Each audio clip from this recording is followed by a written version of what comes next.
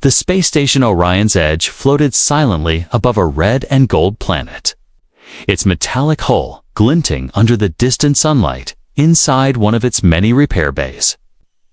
Human engineer Ethan Cole was bent over a damaged navigation console, sparks crackling from the open panel as he worked. The smell of burning circuits filled the air, but Ethan barely noticed. He had been fixing things all his life. And this was just another long day in a place where machines never stopped breaking. The door to the repair bay slid open with a soft hiss, and a group of alien traders stepped inside. Their leader, a tall insectoid with glassy eyes, guided someone forward. She was small compared to the towering aliens around her, her pale silver skin almost glowing under the bay lights. Her hair, a strange shimmering blue, fell loosely over her shoulders, and her bright, uncertain eyes darted around as if she had never been in a place like this before. "This is Lyra, the insectoid," said in a deep, clicking voice. "Her translator unit is broken. You will fix it." Ethan wiped his hands on his coveralls and nodded. "Sure, leave it here," he said without looking too closely. But when the insectoid gently pushed Lyra forward, Ethan realized the unit was worn around her neck, its metal edges pressing uncomfortably against her skin. She held it with delicate fingers as if it was both important and painful. Ethan took a step closer, and that was when it happened. Lyra froze, her breath catching in her throat. Her eyes widened as though something invisible had struck her. A faint color began to ripple across her skin, shifting from silver to a faint rose. "Are you all right?" Ethan asked, concerned. He reached out instinctively, his voice softer. But as soon as he came within a meter of her, her breathing became shallow and quick. Her gaze locked on him in a way that made him take a step back. Inside her mind, Lyra was panicking. The scent his scent was unlike anything she had ever experienced. It wasn't just smell, it was something deeper. It seeped into her body, into her blood, making her heart race and her skin burn. She didn't understand why, but she could feel her body reacting, changing. She whispered something in her own language, her voice trembling. Ethan didn't understand the words, but the tone made him uneasy. The insectoid leader clicked in irritation. "Hurry up, human. We don't have time for delays." Ethan tried to focus on the device, gently unfastening it from around her neck. His fingers brushed against her skin by accident, and the reaction was immediate. Lyra's knees weakened, her eyes closing briefly as if the touch had sent a wave of heat through her. Ethan caught her before she could stumble, feeling the strange warmth of her skin through the thin fabric of her clothes. "Whoa, hey, you're burning up," Ethan said. But she only looked at him with an expression that made his chest tighten for a moment. It was like she wanted to say something important. Then a loud alarm blared through the station, flashing red lights filling the repair bay. Ethan looked around, confused. But the insectoid traders stepped back quickly, exchanging uneasy glances. Lyra clutched his sleeve, her voice barely a whisper. "Your scent. It's changing me." Before Ethan could ask what she meant, she collapsed against him. Her body felt lighter than he expected. Yet her skin was strangely hot. He lowered her carefully to the floor, calling for medical assistance. The traders didn't step forward to help. In fact, they seemed afraid. One of them muttered in a language Ethan didn't know. But the tone was urgent, almost fearful. The station's automated voice echoed through the speakers.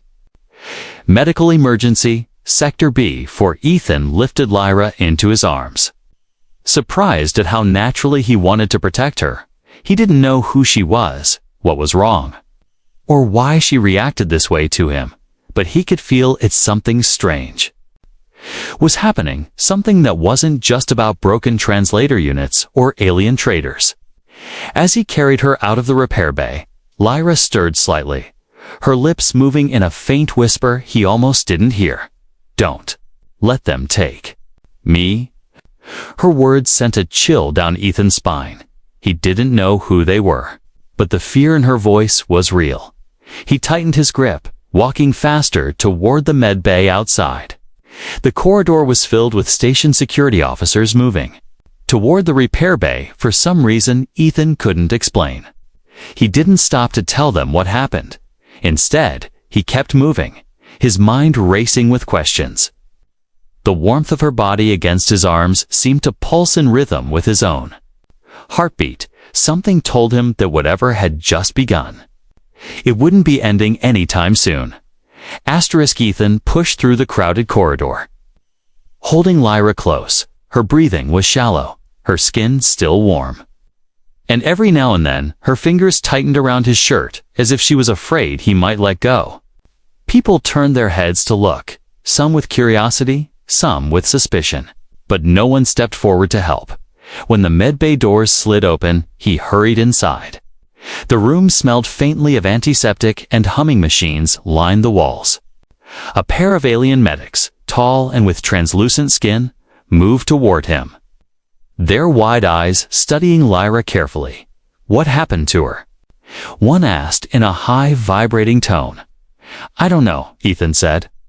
Laying Lyra gently on a medical bed, she just collapsed after I touched her translator unit. The medics exchanged a glance. One activated a scanning device, and soft green light passed over Lyra's body. The device beeped several times, and the medic's expression shifted from curiosity to alarm. This is unusual, the medic said slowly. Her neural pathways are reacting to something in your presence, Ethan. Frowned. What does that mean? Before the medic could answer, the other leaned closer to whisper in a language Ethan didn't know. Still, he caught a few words from the translation implant in his earwords, like bonding state and pheromonal trigger. Lyra stirred, opening her eyes halfway. Her voice was weak but urgent.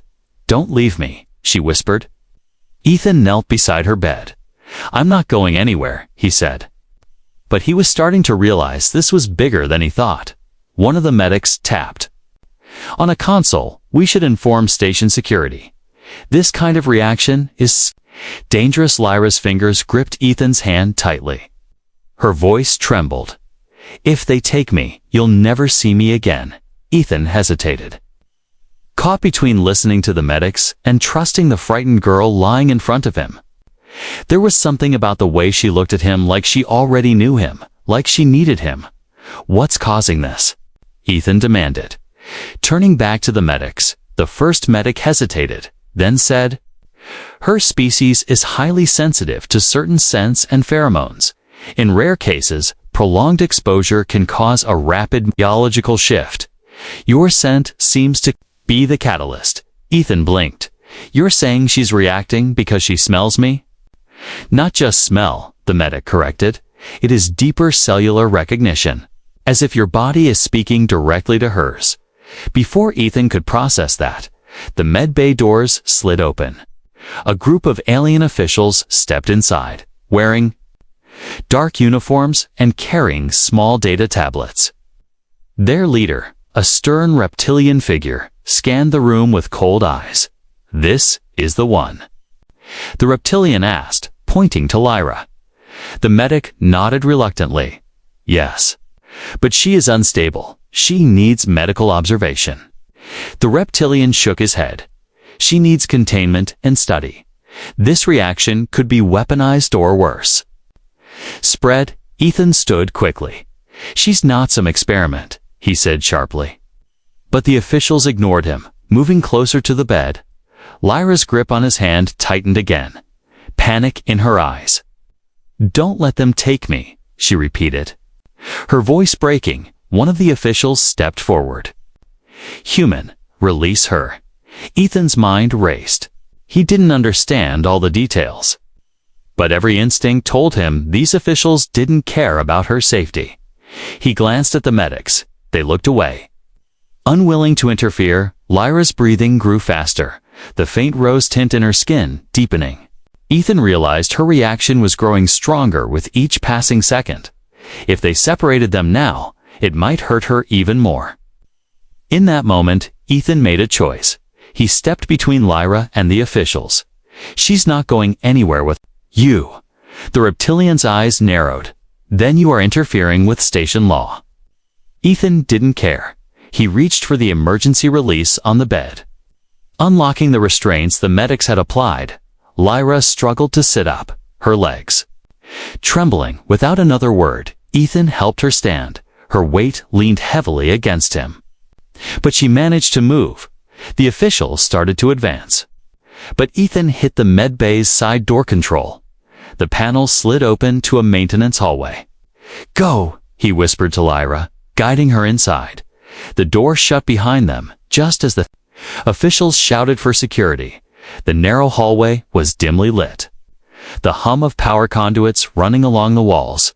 Lyra's breathing was ragged, but she managed to keep moving. "They won't stop," she said quietly.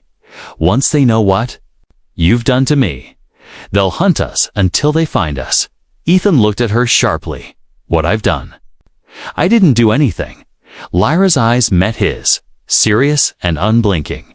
"You changed me, Ethan Cole. And now there's no turning back." They moved deeper into the tunnel. The sounds of pursuit growing faint behind them. Ethan didn't know where this was going, but one thing was clear. His life had just taken a turn he could never undo. The narrow maintenance tunnel stretched ahead, lit only by the occasional flicker of old wall lamps.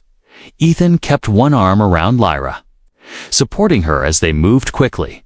Her steps were uneven, her body still trembling, but her eyes were alert. Scanning every shadow, "They'll seal the main exits," Ethan muttered. "We need to reach the lower decks. Fewer patrols there." Lyra nodded faintly. "I can feel them searching," she said, her voice soft but tense. "Their minds. They're focused on me." Ethan glanced at her. "You can sense them." She didn't answer right away, her gaze fixed on the path ahead. "My people. When we begin the change, our senses grow sharper, especially when danger is near." The hum of the conduits around them was suddenly broken by the distant echo of boots against metal. Ethan cursed under his breath.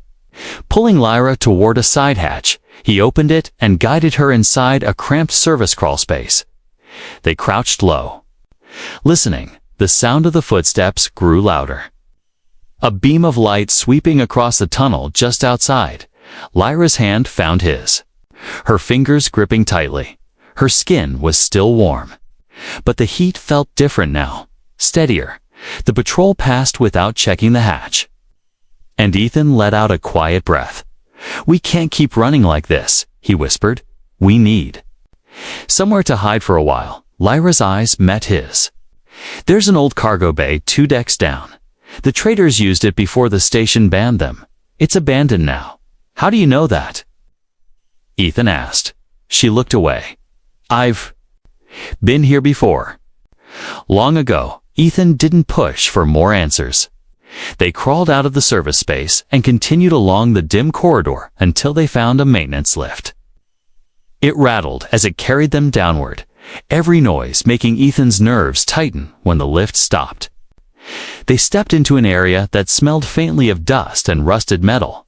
The cargo bay door stood slightly open. Ethan pushed it wide enough for them to slip inside. The space was huge, the floor scattered with old crates and broken loading equipment. Lyra moved to one of the crates and sat down heavily. Her breathing was steadier now, though her skin still carried that faint rose hue. Ethan crouched in front of her. "You need to tell me what's happening to you. I can't help." "If I don't understand," she hesitated, then said quietly, "My species bonds. Not like humans do. Our bodies choose, without our minds deciding. Your sense something in it triggered the bond." Ethan frowned. "Bond? Like permanent?" Her gaze didn't waver. "Yes, permanent. If the change finishes without you near, my body will see it as abandonment." And shut down. Ethan's stomach tightened. "So if they take you away from me, I will die," she finished for him, her voice calm but certain. The words hung in the air between them. Ethan rubbed a hand over his face. "No wonder. They want to study you, he muttered. But that means we can't stay here too long. Someone will check these bays eventually. A sudden sound made them both turn. The faint metallic creak of a door opening somewhere in the bay. Ethan grabbed Lyra's hand and pulled her behind a stack of crates. They crouched low as a narrow beam of light swept across the floor. Voices followed, low and urgent, speaking in a language Ethan didn't recognize. Lyra's grip tightened, and she leaned close to whisper, "Those aren't station security. They're hunters, off-world mercenaries." Ethan's jaw clenched. "They're here for you." One of the beams of light paused, then slowly moved toward their hiding spot. Ethan scanned the crates around them, spotting a small hatch on the floor. He pointed to it, and Lyra nodded. Together, they eased it open. The old hinges groaning quietly. They slipped inside, lowering the hatch behind them. The narrow shaft dropped into another dim corridor, this one lined with old power cables and dripping pipes. The air was damp and heavy. Ethan let out a breath. "We're going deeper, but this is the last safe route before we hit the stations." Outer wall, Lyra touched his arm. "Then we need to plan, not just run, my body. It's getting stronger, faster, but I can't control it yet if the hunters catch us now. I won't be able to protect you." Ethan's eyes met hers. "Then I'll protect you until you can." Her expression softened, and for a moment, she just looked at him as if trying to memorize the sound of his voice. Then she whispered, "You don't know what you're promising, human." Ethan gave a faint smile. "Maybe not, but I'm not leaving you." Far above them, the sound of the hunters' voices faded. But Ethan knew it wouldn't be for long. The hunt had just begun, and the deeper they went, the more dangerous it would become. The corridor was silent, except for the faint drip of water from a broken pipe. Ethan led the way, his flashlight beam cutting through the dim air. Lyra followed closely, her movements more steady than before. Though there was still a strange tension in her steps, they eventually found an old storage room, the door barely hanging on its hinges. Inside, the smell of stale air mixed with dust greeted them. Ethan pushed a few crates aside to clear a small space, then gestured for Lyra to sit. She lowered herself onto the crate, watching him as he set down his tools and checked his wrist communicator. "No signals down here," he muttered. "That's good." For now, Lyra tilted her head. "You still don't believe this bond is real, do you?" Ethan hesitated, meeting her eyes. "I don't know what to believe. I've never heard of something like this before." She gave a faint, almost sad smile. "It doesn't matter what you've heard. It's already happening. I can feel your presence inside me, like a constant heartbeat that isn't mine." Ethan leaned back against the wall, trying to process her words. "And if this bond completes, what happens then?" Lyra's gaze dropped, her fingers tracing the edge of the crate. "Then I will be yours, completely, in body and mind. My life will be tied to yours. And if you die, so will I." Ethan's chest tightened at the weight of her words. "That's not a small thing, no," she agreed quietly. "It's everything." A silence settled between them, broken only by the faint hum of distant machinery. Ethan studied her for a moment, noticing subtle changes. Her eyes seemed sharper, her movements smoother. Even the faint rose tint on her skin was more vivid now. "Are you in pain?" he asked. Lyra shook her head slowly. "Not pain, just pressure, like my body is waiting for something to happen." Before Ethan could respond, a faint metallic sound echoed from the hallway outside. He quickly moved to the door and peeked through a crack. In the shadows, two figures moved silently, their weapons slung across their backs. "They're still searching," Ethan whispered, closing the door. Lyra's expression hardened. "If they find us, I can fight. But I don't know if I can control myself. The change. It's pushing me to protect you at all costs." Ethan frowned. "Protect me? Why me?" Her eyes locked onto his. Because you are the one my body chose. Ethan Cole, whether you wanted it or not, the intensity in her gaze sent a shiver down his spine. He wasn't used to being looked at like that, not with fear, not with anger, but with something else entirely, something deep and unshakable. A sudden wave of exhaustion hit Lyra, and she leaned forward, catching herself on her knees. Ethan knelt in front of her, his hands on her shoulders. "Hey, stay with me," he said. She looked at him through half-closed eyes. "I'm fine. Just overwhelmed. You've been running for hours without rest," he said. "You need to sleep. I'll keep watch." Lyra hesitated, then nodded, letting her eyes close. Her breathing slowed, and within minutes, she was asleep. Ethan sat nearby, his back against the wall, listening to the distant sounds of the hunters moving elsewhere. After a while, Lyra stirred again, her voice soft. "Ethan." "Yeah," he answered. Her eyes opened slightly, and she whispered, "Don't let go of my hand. Not even if they come." Ethan didn't hesitate. He took her hand and held it firmly, feeling the warmth of her skin. For a moment, it was almost peaceful. Despite everything around them, hours passed in silence, broken only when the faint vibration of footsteps returned. This time, they were closer. Ethan stood, still holding Lyra's hand. She rose with him. Her expression no longer tired, but sharp and focused.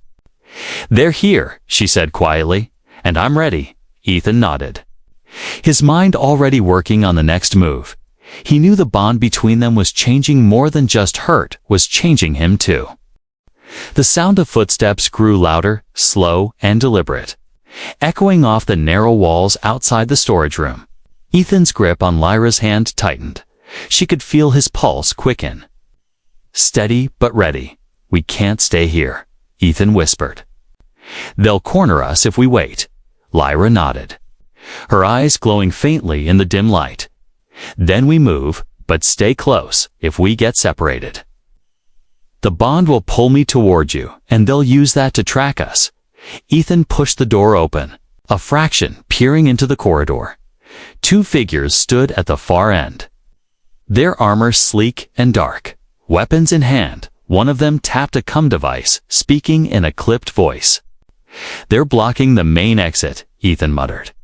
"We'll have to use the old ventilation shafts."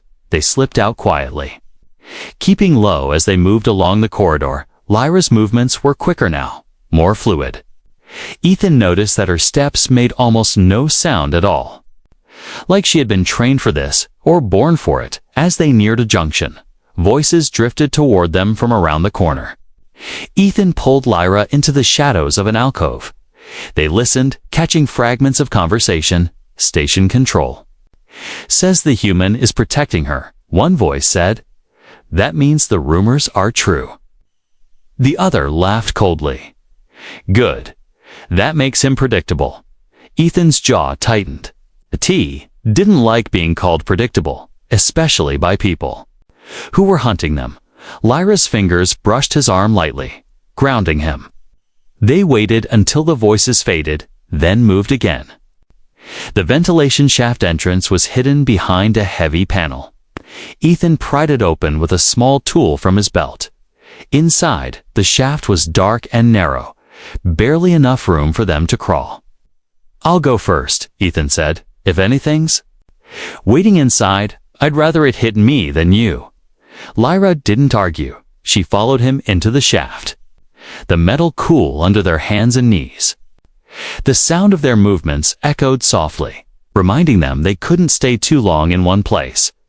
Halfway through, Ethan paused, glancing back at her. "I've been thinking, if I give you to them, they'd probably let me go." Lyra froze, her eyes narrowing slightly. "And would you?" Ethan shook his head. "Not a chance. I've seen the way they look at you. They don't see a person. They see a project." For a moment, something in Lyra's expression softened. "You're risking a lot for me, human," she said quietly. He smirked faintly. "Yeah, well, I've always been bad at picking the safe option." They reached the other end of the shaft and emerged into a massive, dimly lit chamber. Old machinery stood silent here, dust-covered and forgotten. Lyra looked around, recognizing it immediately. "This is the old station core," she said. "The air system runs through here. It's feeding your scent across the station, accelerating my change." Ethan frowned. "So if we shut it down, it will slow the process." She finished, "But it's dangerous. The system is tied into the station's main power. You could cause a blackout." Before Ethan could reply, the sound of heavy boots approached from behind one of the machines the hunters had found. Then Lyra's instincts kicked in. She stepped in front of Ethan, her stance protective. The glow in her eyes brightened, and a low hum seemed to come from her body. "You need to go," she whispered. "Shut it down. I'll hold them off." Ethan shook his head. "Not without you." "You don't have a choice," she insisted. "If they capture me, the bond will force me to obey them. They'll use me to find you anywhere." Ethan hesitated for only a second, then nodded. "Fine.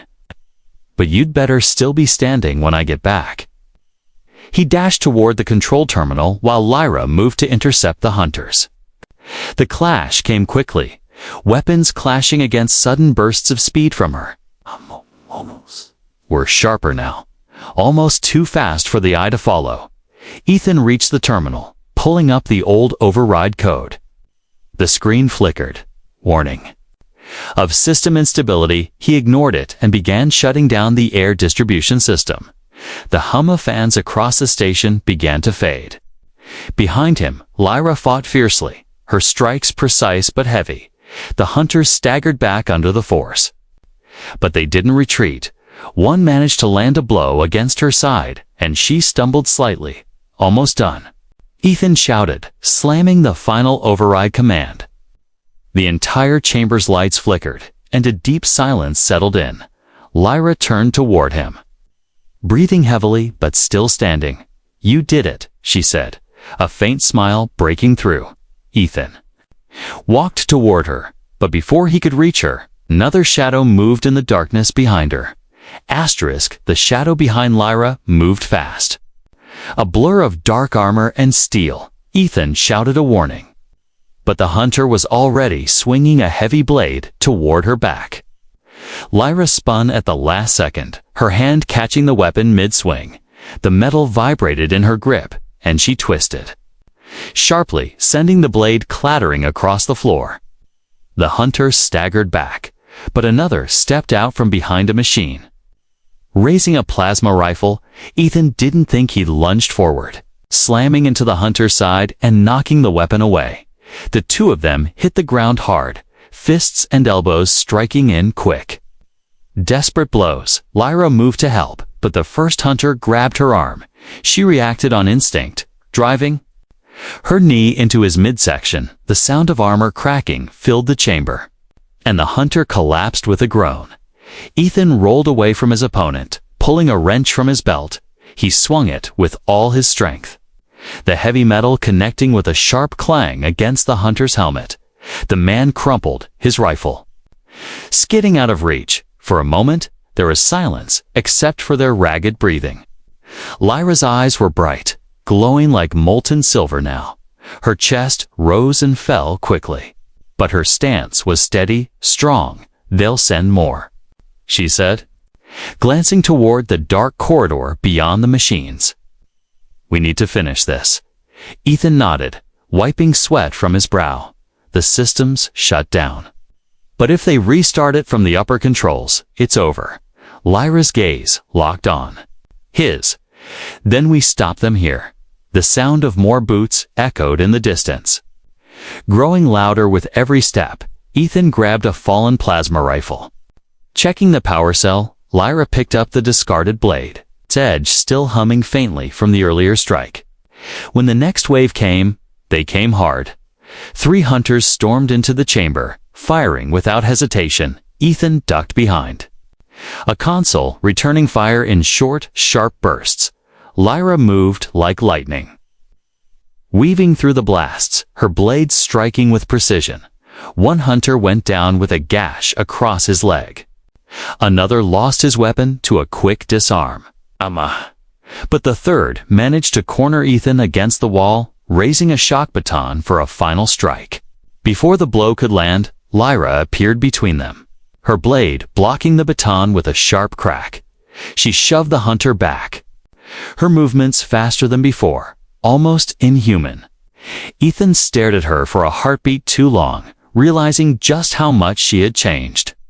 The strength, the speed, the way her body moved as if guided by something deeper than thought it was all. Because of the bond, the fight dragged on, each second feeling longer than the last. Lyra's strikes grew heavier, her eyes almost wild with focus. The hunters began to falter, clearly not expecting this level of resistance from their target and a single human. Finally, the last hunter fell, weapon clattering to the floor. The silence that followed was thick, broken only by the sound of machinery cooling around them. Ethan lowered his rifle, stepping toward Lyra. "You're hurt," he said. Noticing a thin line of blood on her arm, she glanced at it and shook her head. "It's nothing," but her voice was softer now. The adrenaline fading, he placed a hand on her shoulder. "You fought like a protector." She finished, her eyes meeting his. "That's what I am now, because of you." Before Ethan could answer, the station's intercom crackled too. "Life, security breach in the old core. All units respond." Lyra's expression hardened. "They'll send the full guard next." Ethan looked around, searching for an escape. "Then we're not staying to fight them all. We get out, we disappear." She hesitated for a moment, then nodded. Together, they moved quickly toward a side exit, stepping over fallen hunters. Ethan could still feel the heat of the fight in his chest. But there was something else, now something heavier. The bond between them was no longer just a strange reaction. It was real, solid, unshakable. As they slipped into the narrow maintenance passage beyond the chamber, Lyra glanced back at him. "You should know. When this bond completes, there's no undoing it." Ethan gave a small, tired smile.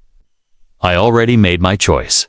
Her eyes softened, and for a brief moment, she reached out, her fingers brushing his. The contact sent a strange warmth through him, one that wasn't fear or adrenaline, but something deeper, far above them. The station's alarms wailed louder. The hunt wasn't over, but they had survived the worst fight yet. And Ethan knew when the final moment came, he would choose her again, every single time.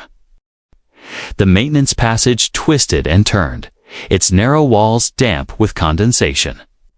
Ethan led the way, his steps quiet but quick. Lyra followed close behind, her breathing calm despite everything they had just been through. They reached a hatch that opened into a quiet docking bay. The large space was dim, only a few small lights glowing over scattered storage crates and inactive cargo haulers. "No guards, no hunters. Least for now. This is our chance," Ethan said in a low voice. "We get off this station before they close every exit." Lyra's eyes scanned the bay, lingering on a small civilian shuttle near the far wall. "That one," she said. "It's old, but I can fly it." Ethan raised a brow. "You can fly." She gave him a faint smile. "I wasn't always someone people chased. I used to travel freely." They moved quickly toward the shuttle, keeping to the shadows. The metal of the floor felt colder here, the hum of the station faint in the background. When they reached the shuttle, Ethan checked the hatchet was unlocked. Inside, the air smelled faintly of dust and engine oil. Lyra took the pilot's seat while Ethan strapped himself into the co-pilot's chair. Her hands moved over the controls with confidence. The old ship hummed to life, its systems flickering but steady. As they prepared for departure, Ethan glanced at her. "When we get out of here, what then?" Lyra's fingers paused over the console. She turned her head slightly, her expression softer now. "Then I stay with you." Ethan blinked. "You're sure?" "Yes." That's a big decision. Her gaze met his. Unwavering, it's not a decision anymore. The bond is complete. He felt a strange weight in his chest, not fear, not regret, but a deep awareness of what those words meant. So this is permanent. He said quietly, "Yes," she replied. "Where you go, I go. Where you fight, I fight. And if your life ends, mine will too." Before Ethan could respond, the shuttle's console flashed a warning, multiple signatures approaching. Lyra's eyes narrowed. They found us. She pushed the throttle, and the shuttle rose from the bay floor with a deep vibration. The docking doors ahead began to open, but already security forces were entering from the far side. Ethan grabbed the controls for the weapons system. "Go. I'll keep them busy." Blaster fire streaked across the bay, hitting the walls around them. Lyra swerved sharply, avoiding the worst of it. The shuttle shot forward, slipping through the opening just before the doors slammed shut behind them. Space unfolded around them, vast and silent. The glow of the nearby planet reflected across the shuttle's hull. Ethan leaned back, letting out a breath he hadn't realized he was holding. They flew in silence for a while, the stars passing by like distant watchers. Finally, Ethan spoke. "You could have gone anywhere, Lyra. You could have run on your own. Why stay with me?" She looked at him, her voice calm but certain. "Because you didn't leave me when you had every reason to. No one in my life has ever done that before." He nodded slowly, the truth of her words settling in his mind. "Guess that makes us both stubborn," he said with a faint smile. Lyra leaned back in her seat, her eyes half closed but still alert. "Maybe stubborn is what we need to survive." Hours later, they landed on a small, unmarked moon. The surface was barren, but it offered shelter in the form of an old mining outpost. Inside, the air was stale, but breathable. They found a quiet room with just enough space for a makeshift bed and a small table. Ethan set down his gear and sat heavily. "It's not much, but it's safe." Lyra sat across from him, her gaze steady. "Safety isn't in walls or weapons. It's in the people you choose to stand beside." He met her eyes, understanding the weight behind those words for all the chaos they had escaped. This moment felt like the first time they could breathe. As the quiet stretched between them, Lyra reached across the table, her hand finding his. "You're sent," she said softly, a faint smile touching her lips. "It's not strange to me anymore. It's home now." Ethan didn't speak right away, but his hand tightened around hers. Outside, the wind swept gently over the barren moon, carrying with it the promise of a new beginning. They had been hunted, cornered, and nearly broken. But together, they had survived, and as long as they stayed side by side, they both knew they were forever changed.